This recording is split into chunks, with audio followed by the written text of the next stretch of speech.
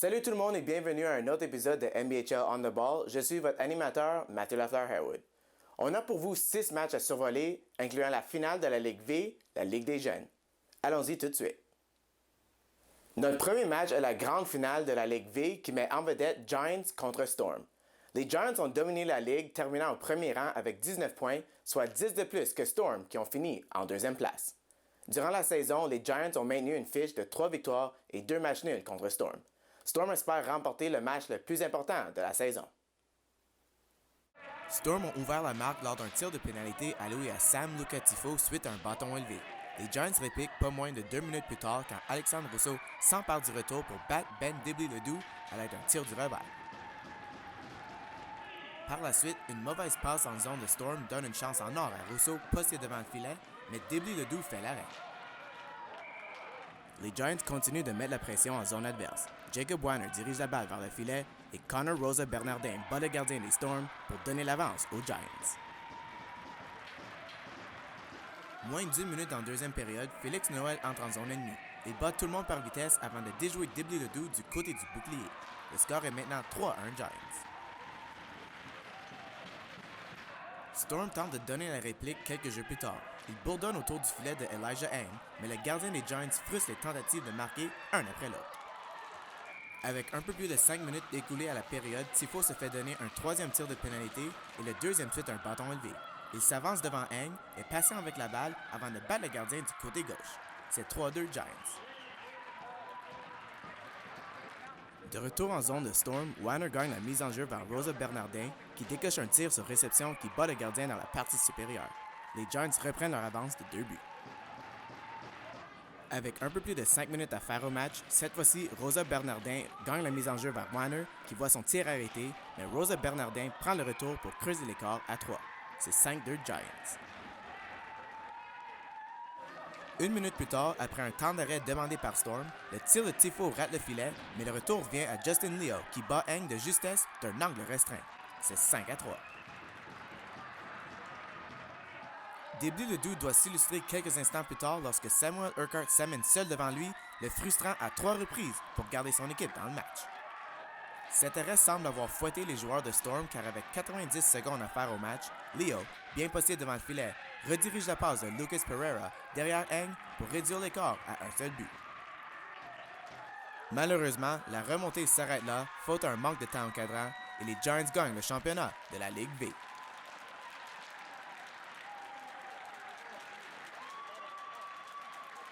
Connor Rosa Bernardin et Jacob Warner ont chacun terminé la rencontre avec 3 points, 3 buts pour Rosa Bernardin et 3 aides pour Warner. Rosa Bernardin a aussi été nommé le joueur le plus utile à son équipe en série. Pour Storm, Sam Lucatifo a participé aux 4 buts des siens.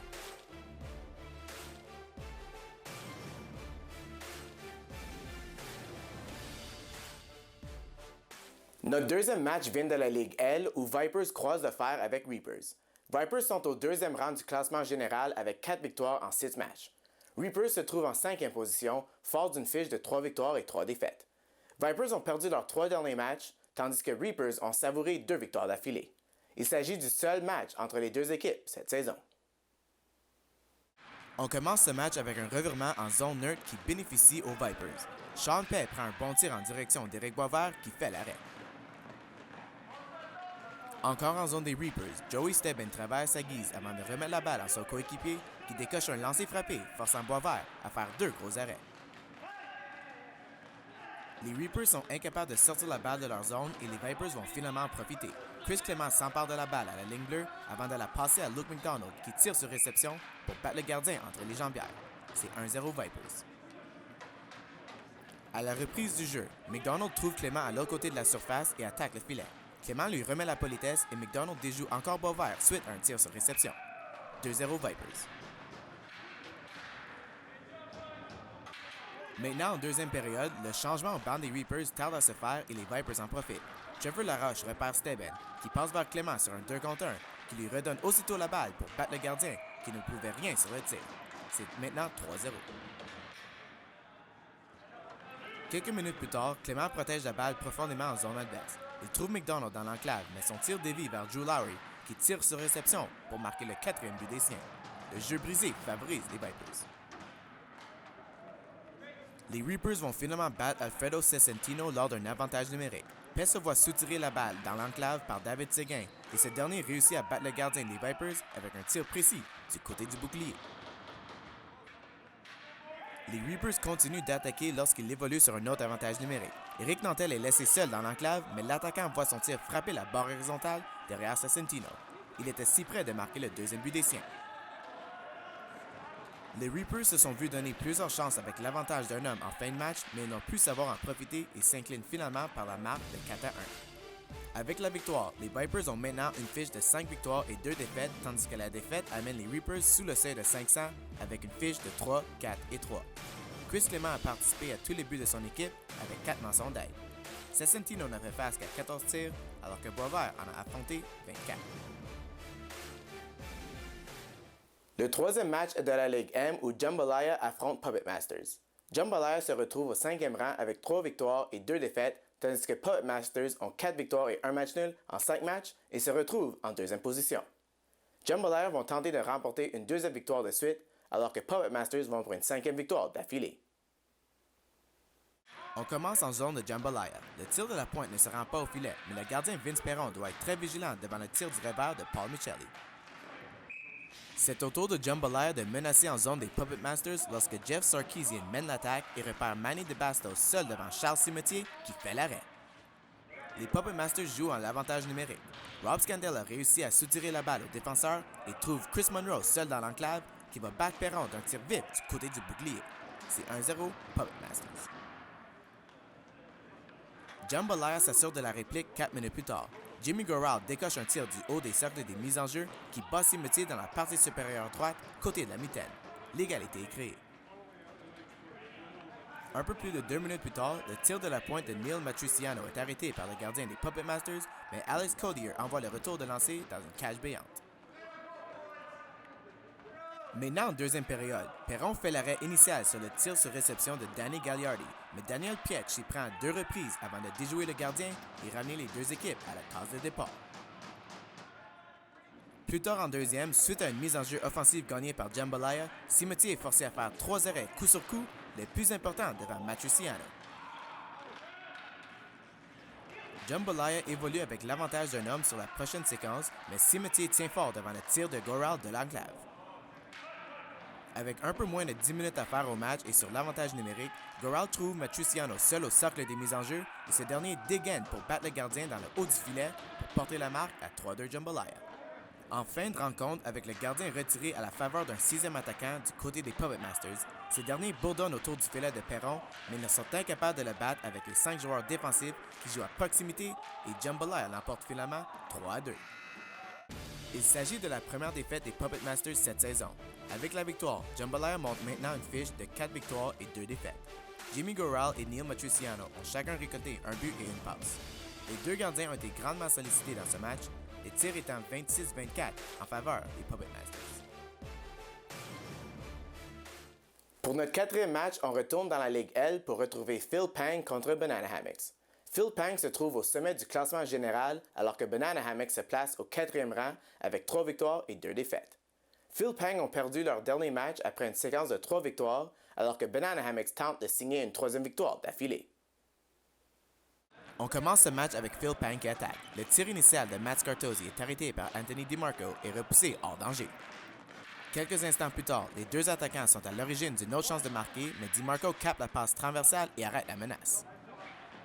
Banana Hammocks vont ouvrir la marque à la 10e minute de jeu. Jason Farina protège bien la balle dans le coin avant de s'amener dans l'enclave et décocher un tir du revers qui bat Sébastien Hongton du côté de la mitaine. C'est 1-0 Banana Hammocks. Un peu plus de 2 minutes plus tard, Banana Hammocks travaille derrière le filet adverse. Mikey Brisson tente de déjouer le gardien de Phil Pang avec le tourniquet une première fois, mais le gardien résiste jusqu'à la 3e tentative qui va finalement le battre. Mikey Brisson va augmenter l'avance des siens avant la fin de la première période avec un tir sur réception dès la mise en jeu. Banana Hammocks prennent une avance de 3 buts. Nouvelle période, même scénario. Banana Hammocks annule le dégagement qui force Hongton à faire un premier arrêt devant Brandon Party. Ensuite, Party rejoint Marc Laniel dans l'enclave, mais son tir manque de peu à la droite du filet. Maintenant, avec 5 minutes découlées en deuxième période, Banana Hammocks attaque de nouveau. Brisson tente à 2 reprises de prendre un tir, mais elle est déviée à chaque fois. Chris Calantonio s'empare du retour, s'amène dans l'enclave et prend un tir des poignets qui bat Hongton qui avait la vue volée. Frank Manganiello rentre ensuite en zone adverse et sert une belle feinte à son couvreur, mais il n'arrive pas à décocher un tir grâce au repli défensif. Sur l'avantage numérique, Farina rejoint Mike Castleman à la pointe. Son tir initial est arrêté, mais Mark Bannon frappe le retour de lancer derrière le gardien pour porter la marque à 5-0 Banana Hammocks. Phil Pang tente de gâcher la fête pour le gardien des Banana Hammocks en lui privant du blanchissage, mais DiMarco tient bon jusqu'à la fin pour aider son équipe à remporter la victoire de façon décisive, 5-0. DiMarco a été parfait devant les 17 tirs qui se sont rendus à lui. Hongton, pour sa part, a flanché 5 fois sur 28 tirs. Brisson et Calantonio ont chacun récolté 3 points dans ce match. Les Banana Hammocks ont maintenant une fiche de 4 victoires et 2 défaites, alors que la fiche de Phil Pang tombe à 5-3. Notre 5e match vient de la Ligue H alors que Asbar Plus vont tête-à-tête avec Potato Salad. Asbar Plus sont au 3e rang du classement général avec 4 victoires, 3 défaites et 1 match nul. Potato Salad se retrouve en 6e position avec une faible récolte de 3 points en 6 matchs. Asbar Plus vont tenter de renouveler avec la victoire alors que Potato Salad recherche une 2e victoire cette saison. Ce match commence avec une attaque d'Asbar Plus. Alex Lufty intercepte le dégagement et tente un premier tir qui est bloqué, mais se reprend et bat Sean Connolly alors qu'il était hors position suite au tir bloqué. C'est 1-0 Asbar Plus. Asbar Plus vont doubler leur avance 6 minutes plus tard. Le tir de la pointe de Yannick Pelletier est arrêté, mais c'est nul autre que Lufty qui s'empare du retour de lancer pour porter la marque à 2-0 Asbar Plus. Avec un peu moins de 10 minutes à faire, Derek Fafard et Stefano Ianniro s'échangent la balle avant qu'Ianniro, posté dans l'enclave, déjoue Sean McHugh entre les jambières. L'écart n'est que d'un but. Maintenant, avec 2 minutes restant en première, Frank Manganiello feinte le lancer frappé et passe à JJ Cosentini qui décoche un tir sur réception qui bat le gardien du côté du bouclier. L'égalité est créée. Seulement 1 minute plus tard, Anthony Arcaracci gagne la mise en jeu à Costa Anastopoulos qui fait le reste du travail en battant Connolly d'un tir précis. Asbar Plus mène 3-2. Maintenant en deuxième période, le tir initial de la pointe est arrêté et repoussé du devant du filet. Cosentini s'en empare et rejoint Manganiello qui prend un tir sur réception pour battre le gardien et recréer une égalité de 3-3. Avec le score maintenant 4-3 Potato Salad, un mauvais jeu de Pelletier à la ligne bleue donne une chance à Peter Salvo de s'emmener à toute vitesse vers McHugh, qui tente de lui harponner la balle, mais la tentative rate et Salvo marque un but à l'aide d'une belle feinte. C'est 5-3 Potato Salad. Salvo va marquer un deuxième but pour rendre la marque à 6-3, mais avec 2 minutes restant au match, Anastopoulos intercepte la balle et sa passe vers le devant du filet frappe le défenseur et déjoue Connolly. C'est la dernière réplique d'Asbar Plus qui s'incline finalement 6-4. La victoire est seulement la deuxième pour Potato Salad cette saison, eux qui revendiquent une fiche de 2, 4 et 1. Avec la défaite, Asbar Plus ont maintenant une fiche de 4 victoires, 4 défaites et 1 match nul. Cosentini a participé à 4 buts des siens en enregistrant 2 buts et 2 aides. Potato Salad ont dominé au chapitre des tirs 29-24. Pour notre dernier match, on se tourne vers la Ligue B pour voir Stack contre Pure Garbage. Stack se trouve à l'avant-dernière place dans le classement général, alors que Pure Garbage se retrouve au dernier rang. Stack ont 3 verdicts nuls dans leurs 4 derniers matchs, tandis que Pure Garbage ont 3 verdicts nuls dans leurs 5 derniers. Dans leur premier match, les deux équipes ont joué un match nul de 5-5. On commence en zone de Pure Garbage. Stack garde l'attaque vivant grâce à l'intervention à la ligne rouge. Joey Fuoco arrête le tir initial de TJ Ward et frustre Dan Gentile sur le retour. Ward est à l'origine du premier but de Stack. Il entre en zone adverse à toute vitesse et tente de rejoindre Ryan Work dans l'enclave. La passe est partiellement arrêtée et Work réussit à filer la balle à Gentile qui bat Fuoco d'un tir précis. 1-0 Stack. Seulement 2 minutes plus tard, Blair Kleiman entre en zone ennemie. Il est patient et refait la balle à Norm Collin. Ce dernier attire toute l'attention, ce qui laisse Kleiman libre pour rediriger la passe parfaite derrière le gardien de Pure Garbage. L'avance est maintenant de 2 buts. Pure Garbage tente le long jeu avec Andrew Esdin qui s'était faufilé derrière la défensive. Le jeu réussit quasiment à la perfection, mais le tir d'Esdin manque le filet et Bobby Ivkovic couvre ensuite. Work entre en zone et cherche une option. La défensive de Pure Garbage oublie Collin derrière le jeu, mais Fuoco fait le bel arrêt. Encore en zone de pure garbage, Gentile envoie Rourke et Ward seuls contre Fuoco. Le gardien joue la passe, mais Rourke garde la balle et marque facilement. C'est maintenant 3-0. Pure Garbage réduisent l'écart avec 5 minutes à faire à la première période. Chris Diabo rejoint Phil Bray à la droite du filet, qui sert une passe savante à Shane Renaud, qui complète le beau jeu préparé par ses coéquipiers. C'est 3-1. Ward va mener la marque à 4-1 avec 2 minutes à faire à la période et seulement 1 minute plus tard, il va habilement dévier le tir de Rourke derrière Fuoco qui ne pouvait rien sur le jeu. Stack entre en deuxième avec une avance de 4 buts.